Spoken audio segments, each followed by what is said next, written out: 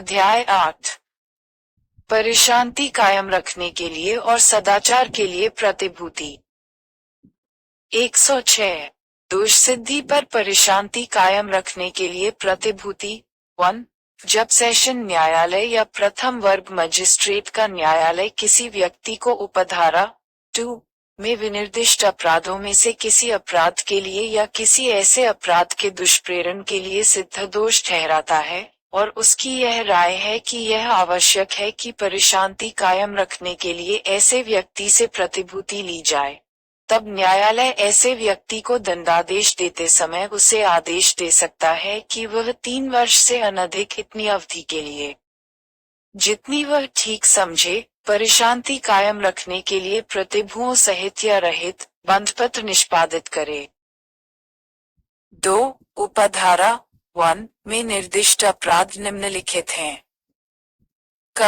भारतीय दंड संहिता 1860 का 45 के अध्याय 8 के अधीन दंडनीय कोई अपराध जो धारा 153 क या धारा 153 ख या धारा 154 के अधीन दंडनीय अपराध से भिन्न है।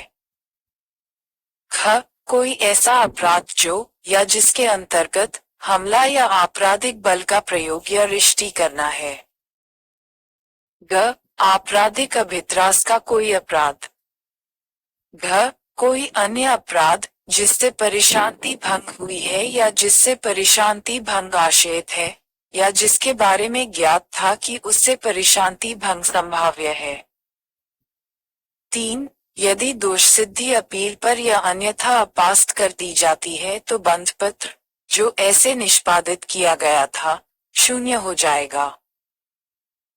4 इस धारा के अधीन आदेश अपील न्यायालय द्वारा या किसी न्यायालय द्वारा भी जब वह पुनरीक्षण की अपनी शक्तियों का प्रयोग कर रहा हो, किया जा सकेगा।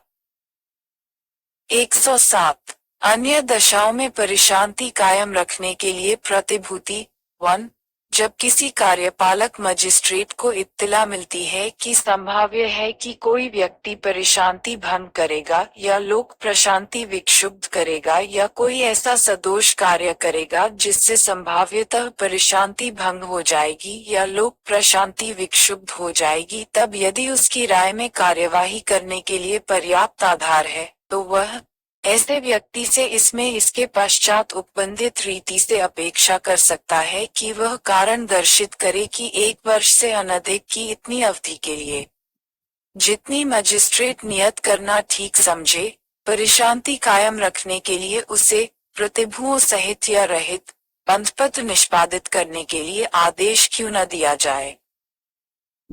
2 इस धारा के अधीन कार्यवाही किसी कार्यपालक मजिस्ट्रेट के समक्ष तब की जा सकती है जब या तो वह स्थान जहां परेशांति भंग या विक्षोभ की आशंका है उसकी स्थानीय अधिकारिता के अंदर है या ऐसी अधिकारिता के अंदर कोई ऐसा व्यक्ति है जो ऐसी अधिकारिता के परे संभाव्यतः परेशांति भंग करेगा या लोक प्रशांति विक्षुब्ध करेगा या यथापूर्वोक्त कोई सदोष कार्य करेगा। 108 राजद्रोहात्मक बातों को फैलाने वाले व्यक्तियों से सदाचार के लिए प्रतिभूति। 1 जब किसी कार्यपालक मजिस्ट्रेट को इत्तिला मिलती है कि उसकी स्थानीय अधिकारिता के अंदर कोई ऐसा व्यक्ति है जो ऐसी अधिकारिता के अंदर या बाहर आए या तो मौखिक रूप से या लिखित रूप से या किसी अन्य रूप से निम्नलिखित बातें साशय फैलाता है या फैलाने का प्रयत्न करता है या फैलाने का दुष्प्रेरण करता है, अर्थात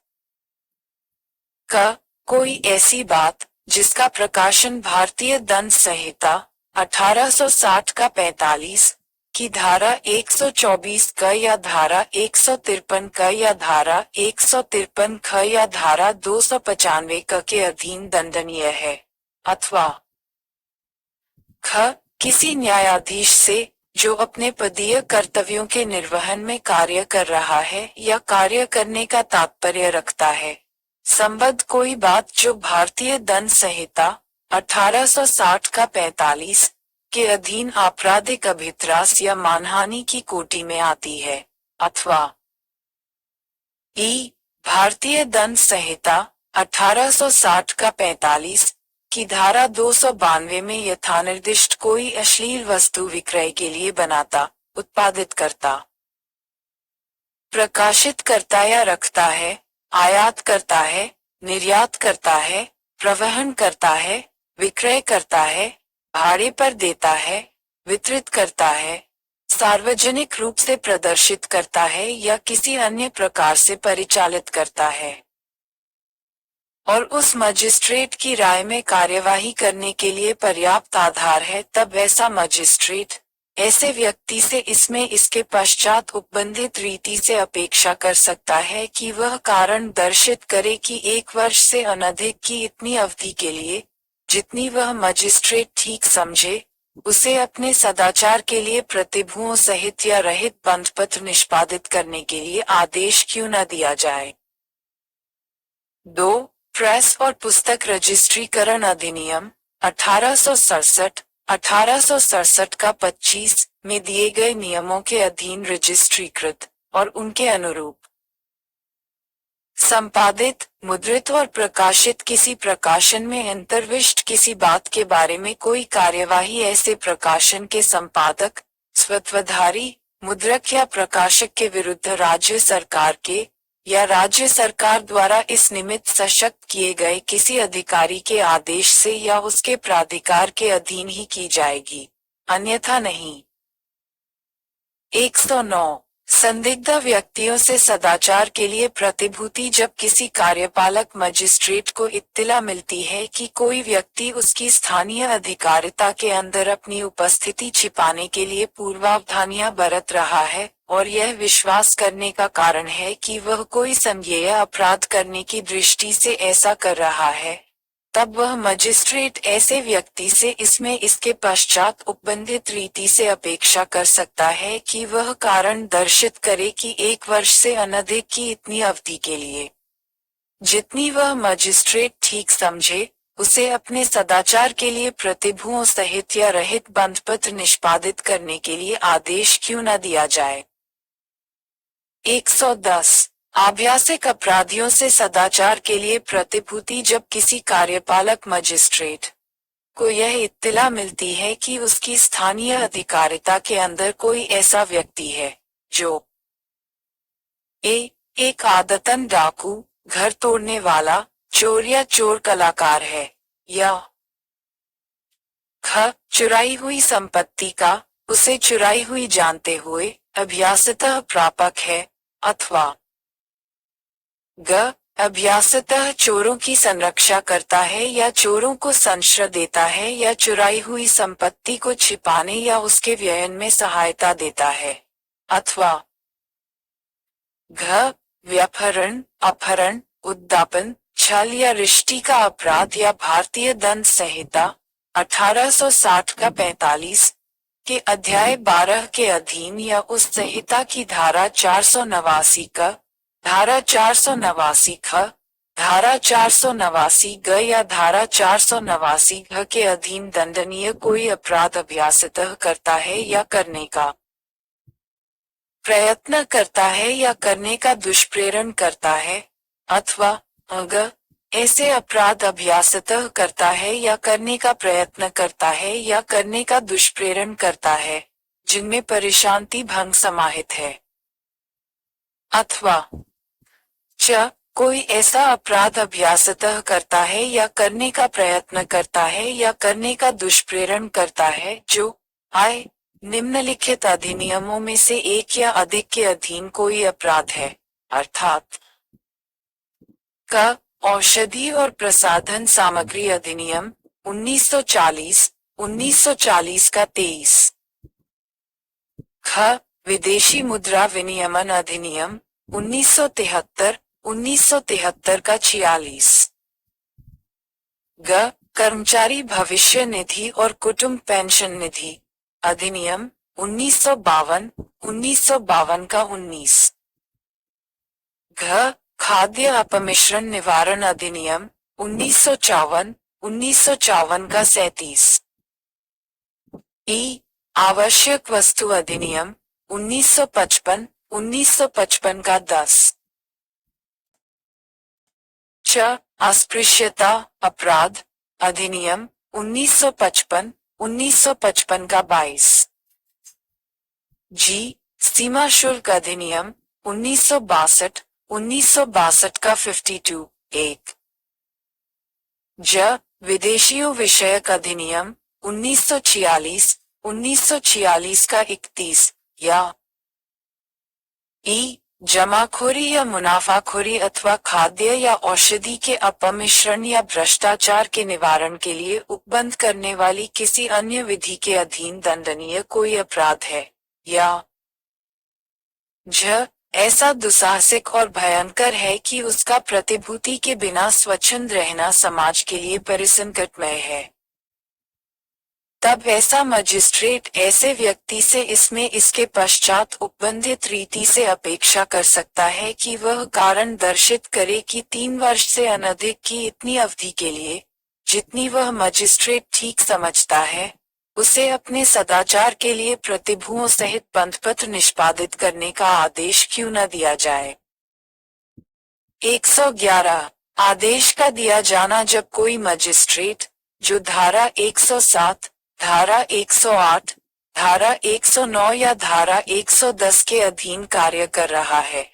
यह आवश्यक समझता है कि किसी व्यक्ति से अपेक्षा की जाए कि वह उस धारा के अधीन कारण दर्शित करे, तब वह मजिस्ट्रेट प्राप्त इत्तिला का सार, उस बंधपत्र की रकम, जो निष्पादित किया जाना है,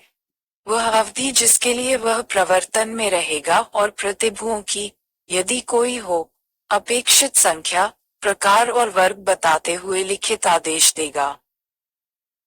112, न्यायालय में उपस्थित व्यक्ति के बारे में प्रक्रिया। यदि वह व्यक्ति, जिसके बारे में ऐसा आदेश दिया जाता है, न्यायालय में उपस्थित है तो वह उसे पढ़कर सुनाया जाएगा, या यदि वह ऐसा चाहे तो उसका सार उसे समझाया जाएगा। 113, ऐसे व्यक्ति के बारे में समन या वारंट जो उपस्थित नहीं है। यदि ऐसा व्यक्ति न्यायालय में उपस्थित नहीं है तो मजिस्ट्रेट उससे हाजिर होने की अपेक्षा करते हुए समन, या जब ऐसा व्यक्ति अभिरक्षा में है तब जिस अधिकारी की अभिरक्षा में वह है उस अधिकारी को उसे न्यायालय के समक्ष लाने का निर्देश देते हुए वारंट जारी करेगा।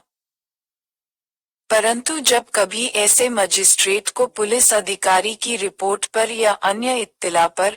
जिस रिपोर्ट या इत्तिला का सार मजिस्ट्रेट द्वारा अभिलिखित किया जाएगा,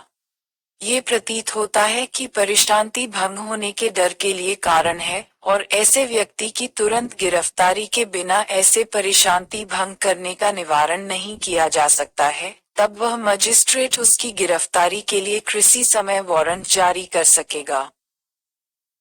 114, समन या वारंट के साथ आदेश की प्रति होगी। धारा 113 के अधीन जारी किए गए प्रत्येक समन या वारंट के साथ धारा 111 के अधीन दिए गए आदेश की प्रति होगी, और उस समन या वारंट की तामील या निष्पादन करने वाला अधिकारी वह प्रति उस व्यक्ति को परिदत्त करेगा जिस पर उसकी तामील की गई है या जो उसके अधीन गिरफ्तार किया गया है।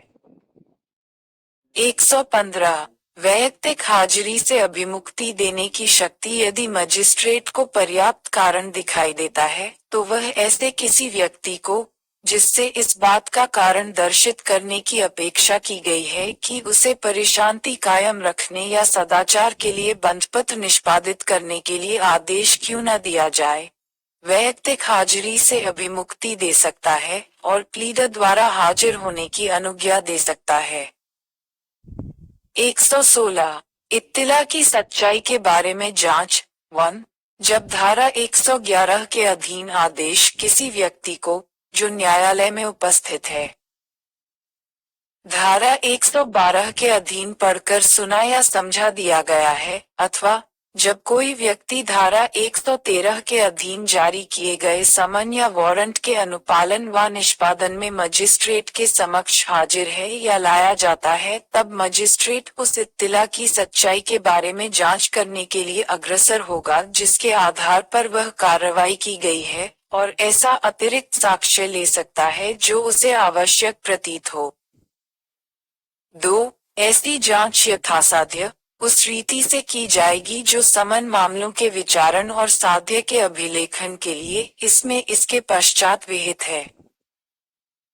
3. उपधारा 1 के अधीन जांच प्रारंभ होने के पश्चात और उसकी समाप्ति से पूर्व यदि मजिस्ट्रेट समझता है कि परिशांति भंग का या लोक प्रशांति विक्षुब्ध होने का या किसी अपराध के किए जाने का निवारण करने के लिए या लोक सुरक्षा के लिए तुरंत उपाय करने आवश्यक है, तो वह ऐसे कारणों से जिन्हें लेखबद्ध किया जाएगा उस व्यक्ति को जिसके बारे में धारा 111 के अधीन आदेश दिया गया है,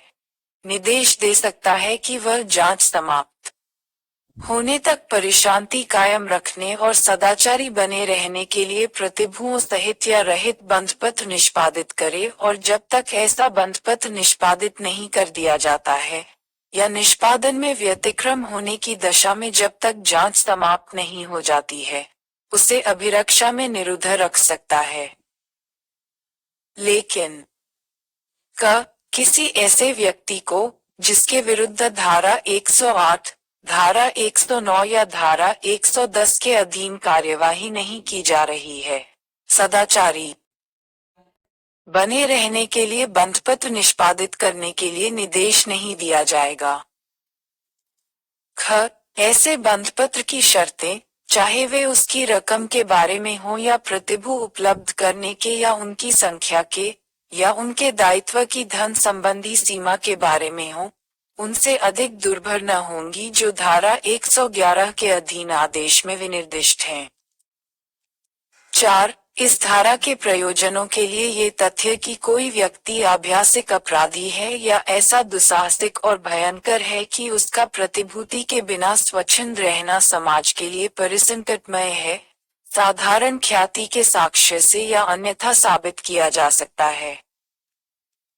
5. जहां 2 या अधिक व्यक्ति जांच के अधीन विषय में संयुक्त रहे हैं, वहां मजिस्ट्रेट एक ही जांच या पृथक जांचों में, जैसा वह न्यायसंगत समझे, उनके बारे में कार्यवाही कर सकता है।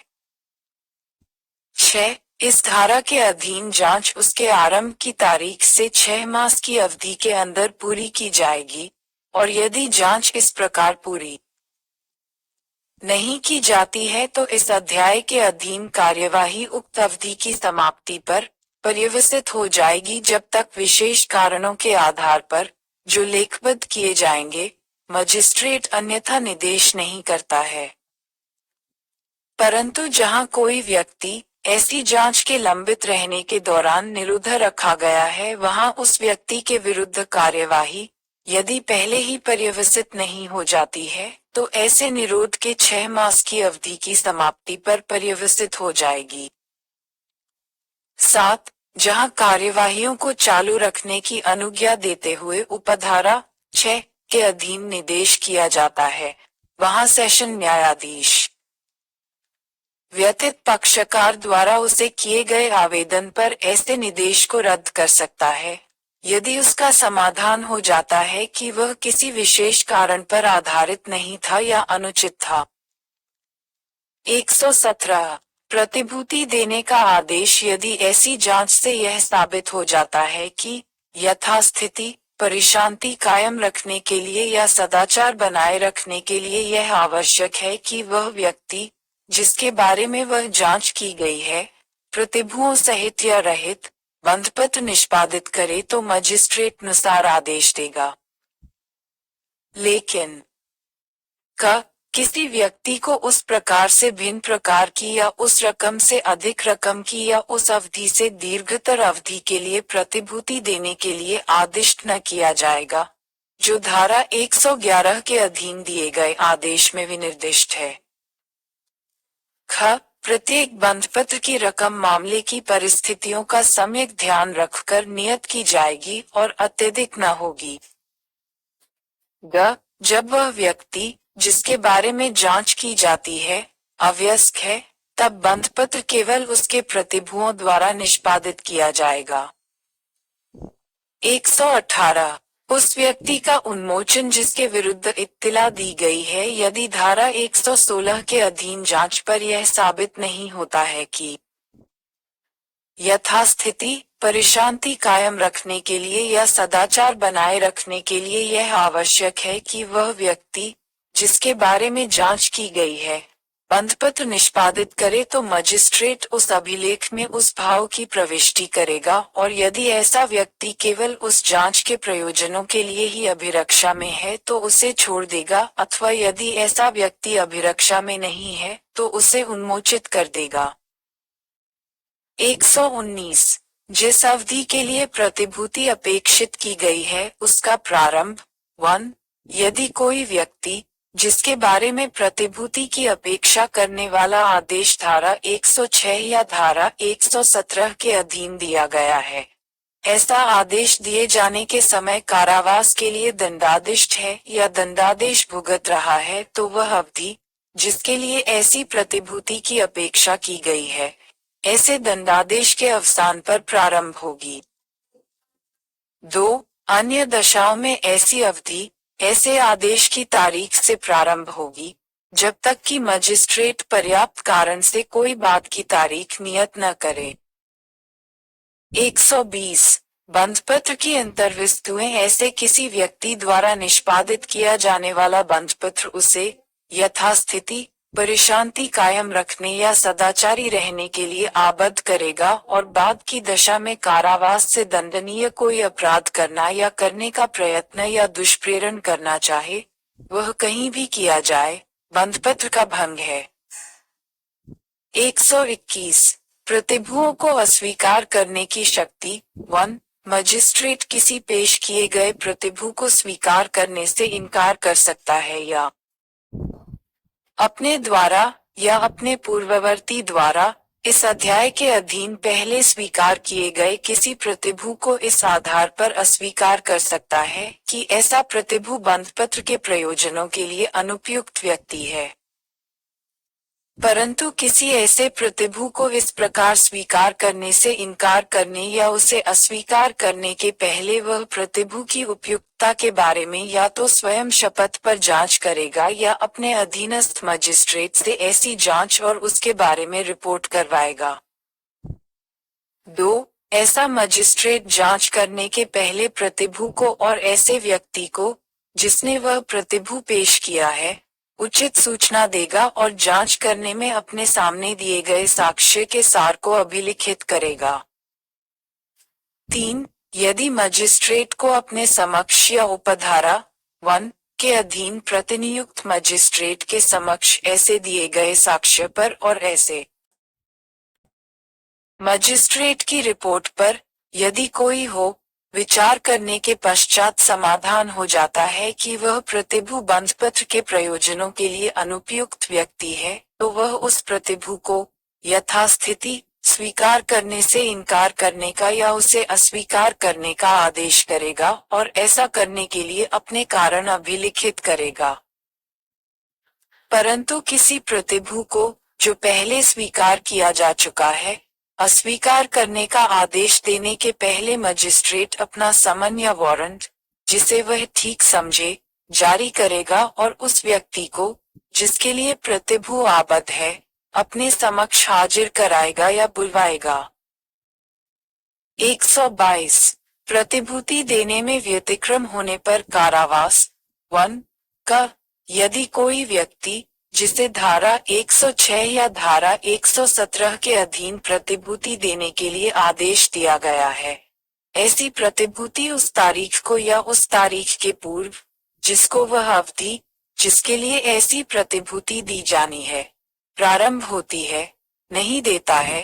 तो वह इसमें इसके पश्चात ठीक आगे वर्णित दशा के सिवाय कारागार में भेज दिया जाएगा अथवा यदि वह पहले से ही कारागार में है तो वह कारागार में तब तक निरुद्ध रखा जाएगा जब तक ऐसी अवधि समाप्त न हो जाए या जब तक ऐसी अवधि के भीतर वह उस न्यायालय या मजिस्ट्रेट को प्रतिभूति न दे दे जिसने उसकी अपेक्षा करने वाला आदेश दिया था। ख यदि किसी व्यक्ति द्वारा धारा 117 के अधीन मजिस्ट्रेट के आदेश के अनुसरण में परिशांति बनाए रखने के लिए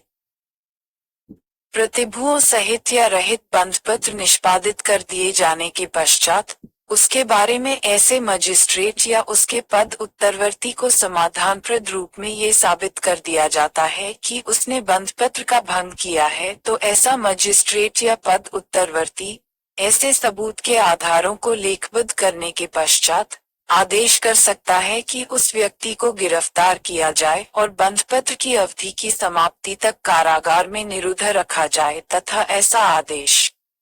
ऐसे किसी अन्य दंड या संभरण पर प्रतिकूल प्रभाव नहीं डालेगा जिससे कि उक्त विधि के अनुसार दायित्वाधीन हो।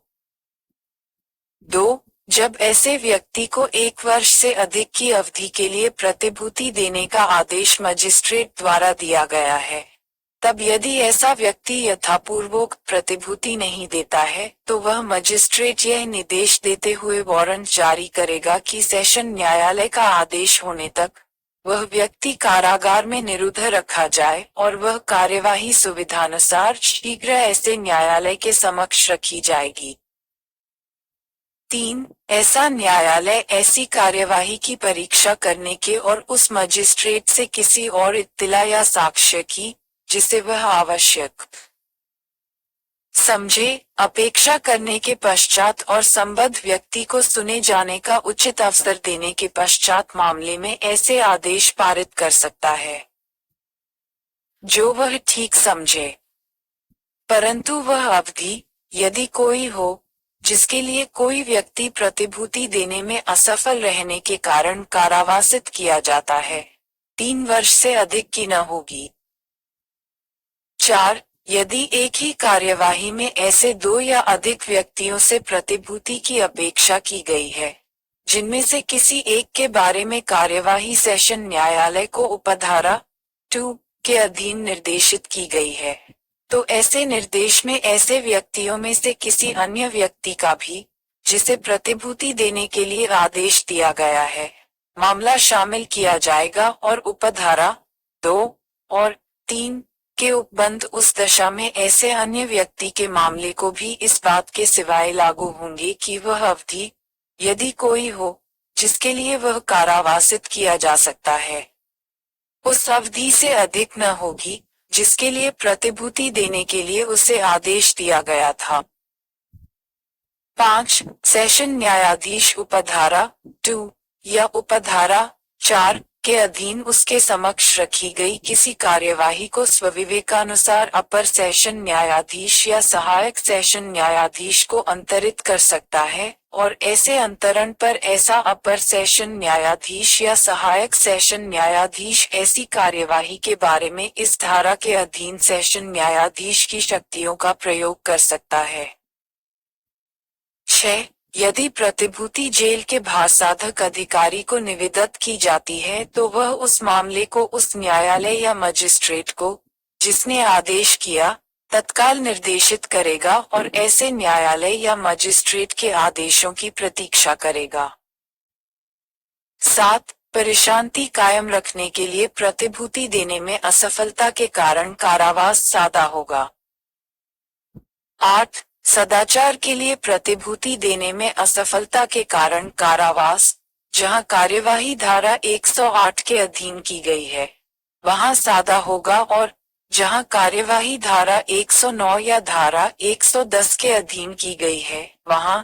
जैसा प्रत्येक मामले में न्यायालय या मजिस्ट्रेट निर्देश दे, कठिन या सादा होगा।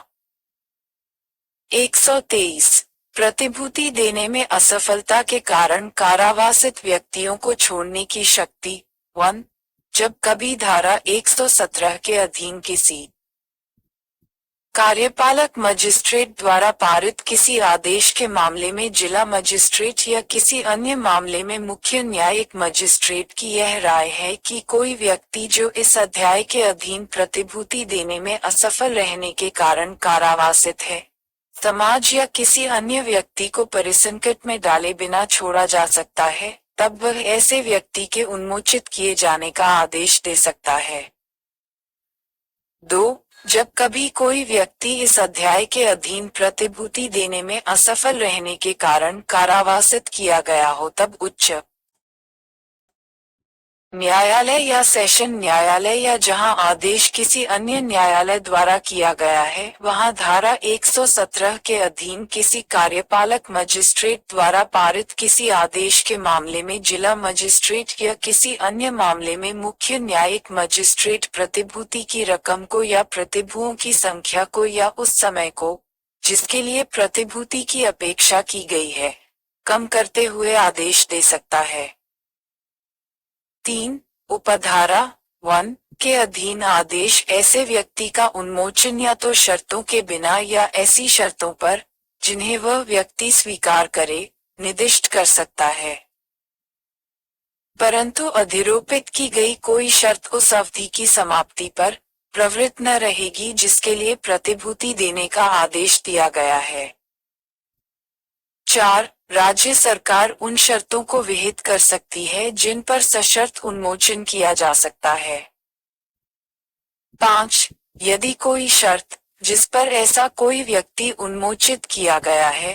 धारा 117 के अधीन किसी कार्यपालक मजिस्ट्रेट द्वारा पारित किसी आदेश के मामले में जिला मजिस्ट्रेट या किसी अन्य मामले में मुख्य न्यायिक मजिस्ट्रेट की राय में जिसने उन्मोचन का आदेश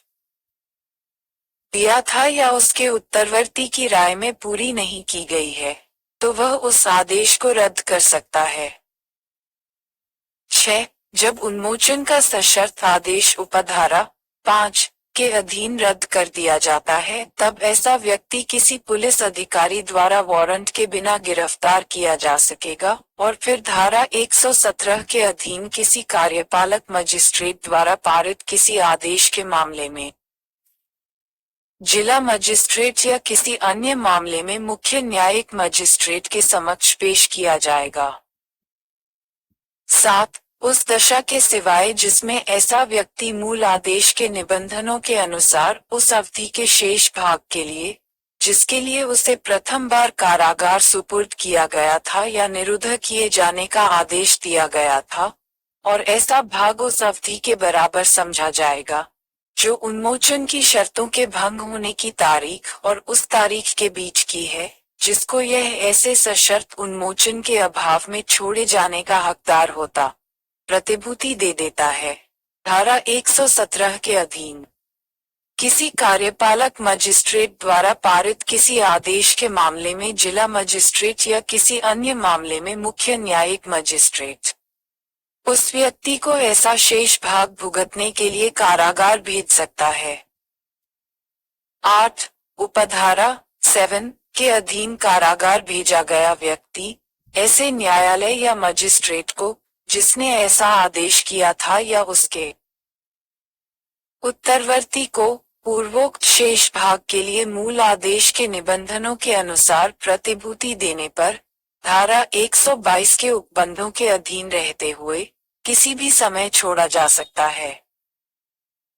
9. उच्च न्यायालय या सेशन न्यायालय परिशांति कायम रखने के लिए या सदाचार के लिए बंधपत्र को जो उसके द्वारा किए गए किसी आदेश से इस अध्याय के अधीन निष्पादित किया गया है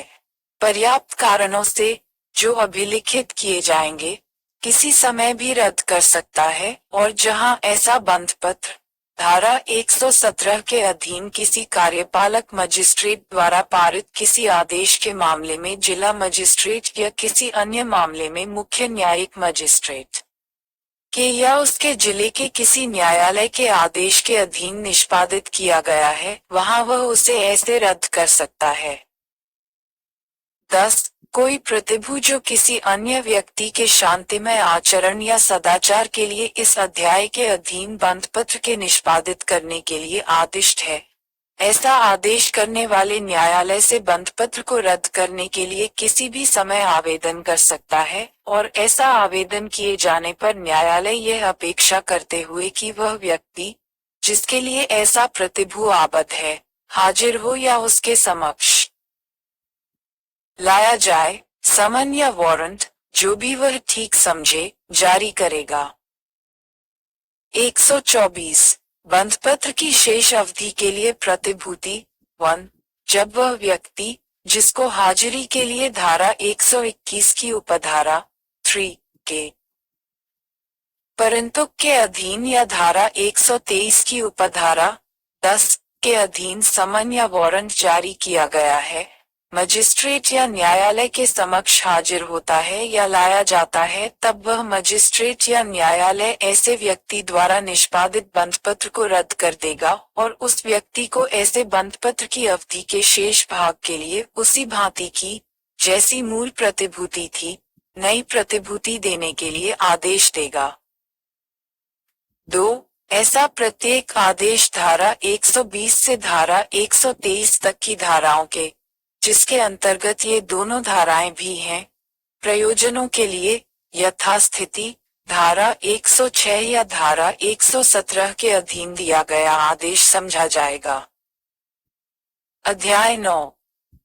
पत्नी, संतान और माता पिता के भरण पोषण के लिए आदेश।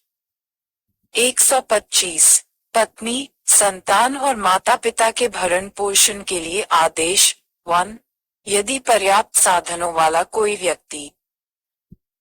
क. अपनी पत्नी का, जो अपना भरण पोषण करने में असमर्थ है, या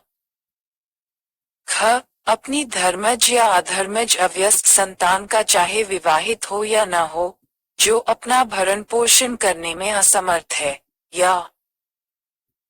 ग. अपनी धर्मज या अधर्मज संतान का, जो विवाहित पुत्री नहीं है,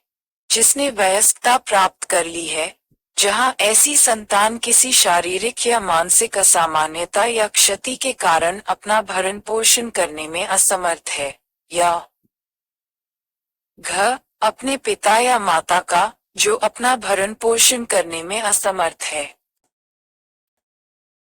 भरण पोषण करने में उपेक्षा करता है या भरण पोषण करने से इनकार करता है तो प्रथम वर्ग मजिस्ट्रेट ऐसी उपेक्षा या इनकार के साबित हो जाने पर ऐसे व्यक्ति को यह निर्देश दे सकता है कि वह अपनी पत्नी या ऐसी संतान, पिता या माता के भरण पोषण के लिए एक ऐसी मासिक दर पर, जिसे मजिस्ट्रेट ठीक समझे, मासिक भत्ता दे और उस भत्ते का संदाय ऐसे व्यक्ति को करे जिसको संदाय करने का मजिस्ट्रेट समय समय पर निर्देश दे। परंतु मजिस्ट्रेट खंड ख में निर्दिष्ट अव्यस्त पुत्री के पिता को निर्देश दे सकता है कि वह उस समय तक ऐसा भत्ता दे जब तक वह वयस्क नहीं हो जाती है, यदि मजिस्ट्रेट का समाधान हो जाता है कि ऐसी अव्यस्त पुत्री के, यदि वह विवाहित हो, पति के पास पर्याप्त साधन नहीं है।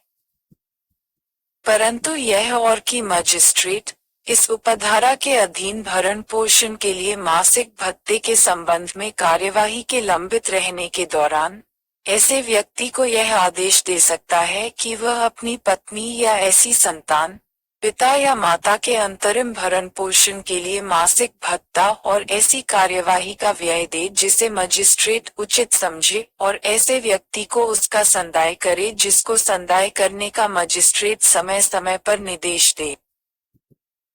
परंतु ये भी कि दूसरे परंतु के अधीन अंतरिम भरण पोषण के लिए मासिक भत्ते और कार्यवाही के व्ययों का कोई आवेदन यथासंभव ऐसे व्यक्ति पर आवेदन की सूचना की तामील की तारीख से 60 दिन के भीतर निपटाया जाएगा। स्पष्टीकरण इस अध्याय के प्रयोजनों के लिए।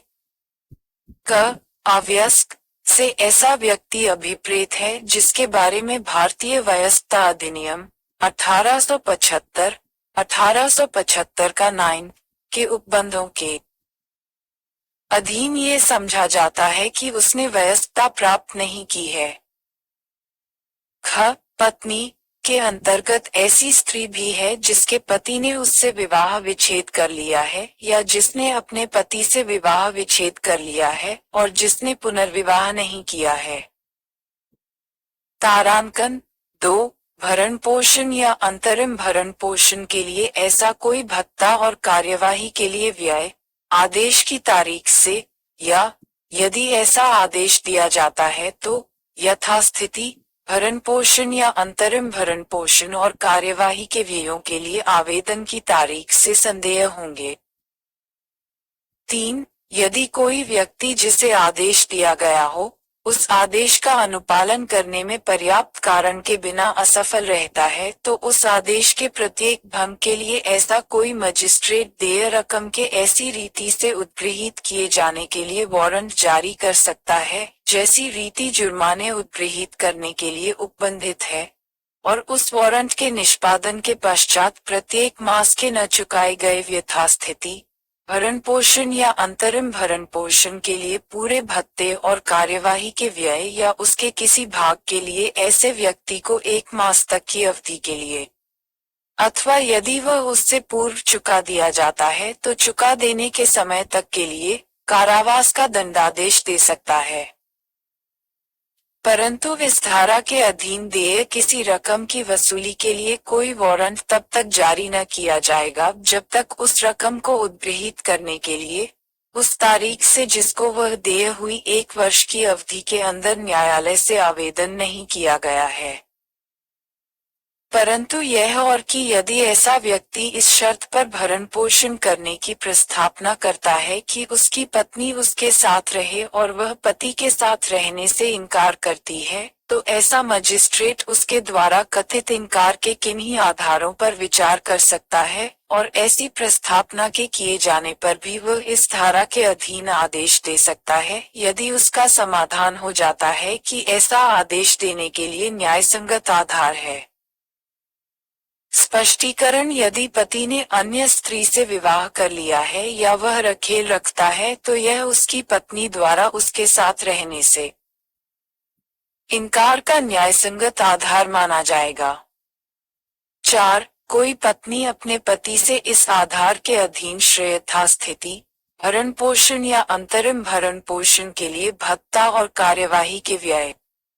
प्राप्त करने की हकदार न होगी यदि वह जारता की दशा में रह रही है अथवा यदि वह पर्याप्त कारण के बिना अपने पति के साथ रहने से इनकार करती है अथवा यदि वे पारस्परिक सम्मति से पृथक रह रहे हैं।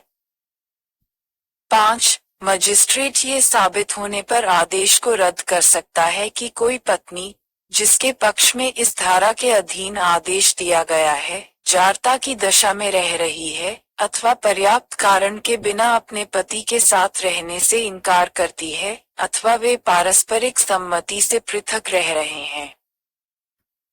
126 प्रक्रिया 1. किसी व्यक्ति के विरुद्ध धारा 125 के अधीन कार्यवाही किसी ऐसे जिले में की जा सकती है क. जहां वह है अथवा ख. जहां वह या उसकी पत्नी निवास करती है अथवा ग. जहां उसने अंतिम बार यथास्थिति अपनी पत्नी के साथ या अधर्मज संतान की माता के साथ निवास किया है। 2. ऐसी कार्यवाही में सब साध्य ऐसे व्यक्ति की उपस्थिति में जिसके विरुद्ध भरण पोषण के लिए संदाय का आदेश देने की प्रस्तावना है अथवा जब उसकी वैयक्तिक हाजिरी से अभिमुक्ति दे दी गई है तब उसके प्लीडर की उपस्थिति में लिया जाएगा और उस रीति से अभिलिखित किया जाएगा जो समन मामलों के लिए विहित है। परंतु यदि मजिस्ट्रेट का समाधान हो जाए कि ऐसा व्यक्ति जिसके विरुद्ध भरण पोषण के लिए संदाय का आदेश देने की प्रस्तावना है तामील से जानबूझकर बच रहा है अथवा न्यायालय में हाजिर होने में जानबूझकर उपेक्षा कर रहा है तो मजिस्ट्रेट मामले को एक पक्षीय रूप में सुनने और अवधारण करने के लिए अग्रसर हो सकता है और ऐसे दिया गया कोई आदेश उसकी तारीख से 3 मास के अंदर किए गए आवेदन पर दर्शित अच्छे कारण से ऐसे निबंधनों के अधीन जिनके अंतर्गत विरोधी पक्षकार को खर्चे के संदाय के बारे में ऐसे निबंधन भी हैं जो मजिस्ट्रेट न्यायोचित और उचित समझे अपास्त किया जा सकता है। 3. धारा 125 के अधीन आवेदनों पर कार्यवाही करने में न्यायालय को शक्ति होगी कि वह खर्चों के बारे में ऐसा आदेश दे जो न्यायसंगत है। 127 भत्ते में परिवर्तन 1. धारा 125 के अधीन भरण पोषण या अंतरिम भरण पोषण के लिए मासिक भत्ता पाने वाले या यथास्थिति अपनी पत्नी, संतान, पिता या माता को भरण पोषण या अंतरिम भरण पोषण के लिए मासिक भत्ता देने के लिए उसी धारा के अधीन आदिष्ट किसी व्यक्ति की परिस्थितियों में तब्दीली साबित हो जाने पर मजिस्ट्रेट यथास्थिति भरण पोषण या अंतरिम भरण पोषण के लिए भत्ते में ऐसा परिवर्तन कर सकता है जो वह ठीक समझे। 2. जहां मजिस्ट्रेट को ये प्रतीत होता है कि धारा 125 के अधीन दिया गया कोई आदेश किसी सक्षम सिविल न्यायालय के किसी विनिश्चय के परिणामस्वरूप रद्द या परिवर्तित किया जाना चाहिए, वहां वह यथास्थिति उस आदेश को तदनुसार रद्द कर देगा या परिवर्तित कर देगा। 3. जहां धारा 125 के अधीन कोई आदेश ऐसी स्त्री के पक्ष में दिया गया है जिसके पति ने उससे विवाह विच्छेद कर लिया है या जिसने अपने पति से विवाह विच्छेद प्राप्त कर लिया है, वहां यदि मजिस्ट्रेट का समाधान हो जाता है कि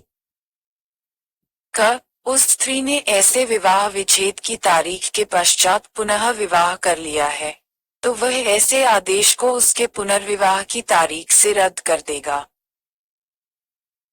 उस स्त्री के पति ने उससे विवाह विच्छेद कर लिया है और उस स्त्री ने उक्त आदेश के पूर्व या पश्चात वह पूरी धनराशि प्राप्त कर ली है जो पक्षकारों को लागू किसी रूढ़िजन्य या स्वीय विधि के अधीन ऐसे विवाह विच्छेद पर देय थी, तो वह ऐसे आदेश को उस दशा में जिसमें ऐसी धनराशि ऐसे आदेश से पूर्व दे दी गई थी, उस आदेश के दिए जाने की तारीख से रद्द कर देगा। किसी अन्य दशा में उस अवधि की, यदि कोई हो जिसके लिए पति द्वारा उस स्त्री को वास्तव में भरण पोषण दिया गया है, समाप्ति की तारीख से रद्द कर देगा। उस स्त्री ने अपने पति से विवाह विच्छेद प्राप्त कर लिया है और उसने अपने विवाह विच्छेद के पश्चात अपने यथास्थिति भरण पोषण या अंतरिम भरण पोषण के आधारों का स्वेच्छा से अभ्यर्पण कर दिया था, तो वह आदेश को उसकी तारीख से रद्द कर देगा।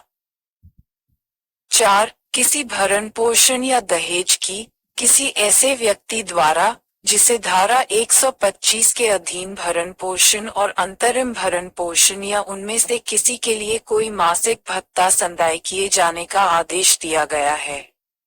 वसूली के लिए डिक्री करने के समय सिविल न्यायालय उस राशि की भी गणना करेगा जो ऐसे आदेश के अनुसरण में यथास्थिति भरण पोषण या अंतरिम भरण पोषण या उनमें से किसी के लिए मासिक भत्ते के रूप में उस व्यक्ति को संदाय की जा चुकी है या उस व्यक्ति द्वारा वसूल की जा चुकी है। 128. भरण पोषण के आदेश का प्रवर्तन यथास्थिति भरण पोषण या अंतरिम भरण पोषण और कार्यवाहियों के व्ययों के आदेश की प्रति उस व्यक्ति को जिसके पक्ष में वह दिया गया है या उसके संरक्षक को यदि कोई हो या उस व्यक्ति को जिसे यथास्थिति। अध्याय 10. लोक व्यवस्था और प्रशांति बनाए रखना का विधिविरुद्ध जमाव।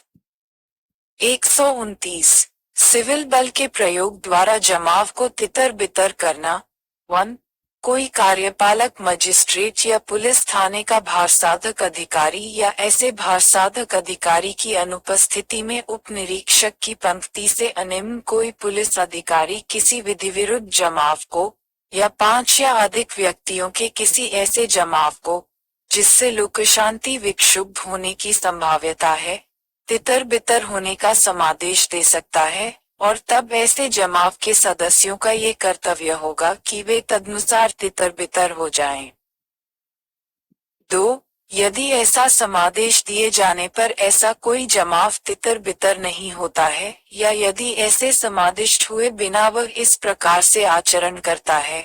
जिससे उसका तितर बितर न होने का निश्चय दर्शित होता है, तो उपधारा 1 में निर्दिष्ट कोई कार्यपालक मजिस्ट्रेट या पुलिस अधिकारी उस जमाव को बल द्वारा तितर बितर करने की कार्यवाही कर सकता है और किसी पुरुष से जो सशस्त्र बल का अधिकारी या सदस्य नहीं है और उस नाते कार्य नहीं कर रहा है,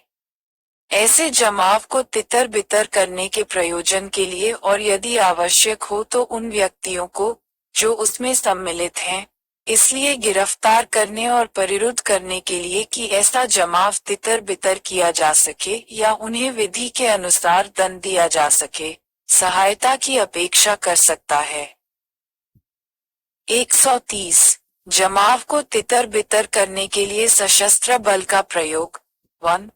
यदि कोई ऐसा जमाव अन्यथा तितर बितर नहीं किया जा सकता है और यदि लोक सुरक्षा के लिए यह आवश्यक है कि उसको तितर बितर किया जाए तो उच्चतम पंक्ति का कार्यपालक मजिस्ट्रेट जो उपस्थित हो सशस्त्र बल द्वारा उसे तितर बितर करा सकता है। 2 ऐसा मजिस्ट्रेट किसी ऐसे अधिकारी से जो सशस्त्र बल के व्यक्तियों की किसी टुकड़ी का समादेशन कर रहा है यह अपेक्षा कर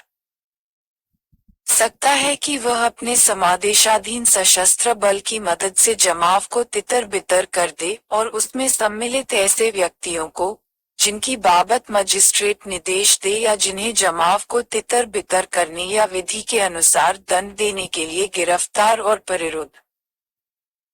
करना आवश्यक है, गिरफ्तार और परिरुद्ध करे। 3 सशस्त्र बल का प्रत्येक ऐसा अधिकारी ऐसी अध्यपेक्षा का पालन ऐसी रीति से करेगा जैसी वह ठीक समझे, किंतु ऐसा करने में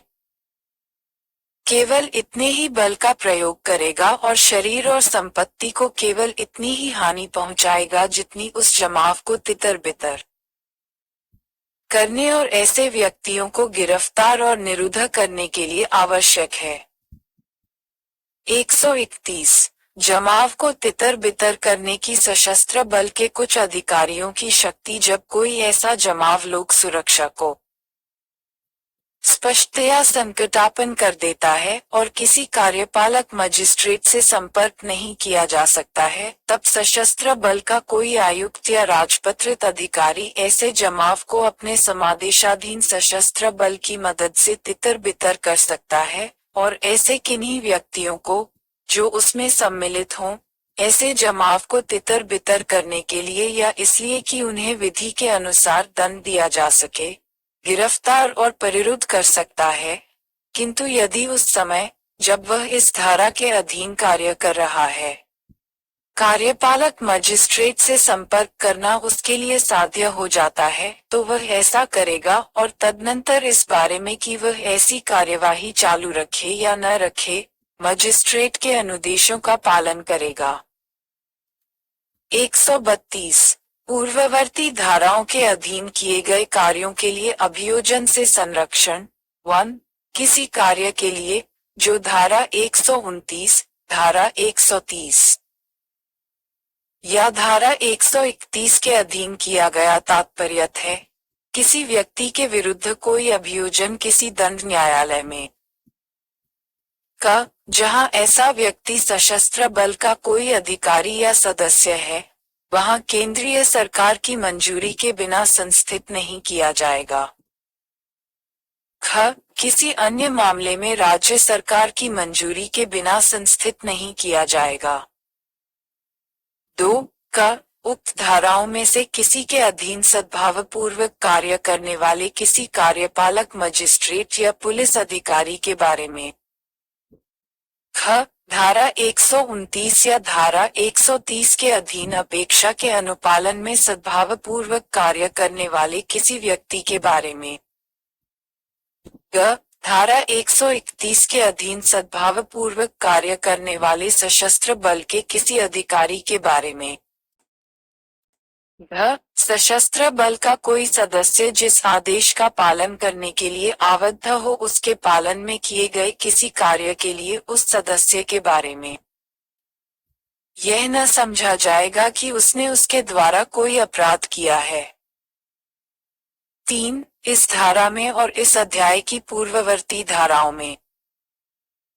क सशस्त्र बल पद से भूमि बल के रूप में क्रियाशील सेना, नौसेना और वायुसेना अभिप्रेत हैं और इसके अंतर्गत इस प्रकार क्रियाशील संघ के अन्य सशस्त्र बल भी हैं। ख सशस्त्र बल के संबंध में अधिकारी से सशस्त्र बल के ऑफिसर के रूप में आयुक्त, राजपत्रित या वेतनभोगी व्यक्ति अभिप्रेत हैं और इसके अंतर्गत कनिष्ठ आयुक्त ऑफिसर, वारंट ऑफिसर, पेटी ऑफिसर, अनायुक्त ऑफिसर तथा अराजपत्रित ऑफिसर भी हैं। ग. सशस्त्र बल के संबंध में, सदस्य से सशस्त्र बल के अधिकारी से भिन्न उसका कोई सदस्य अभिप्रेत है।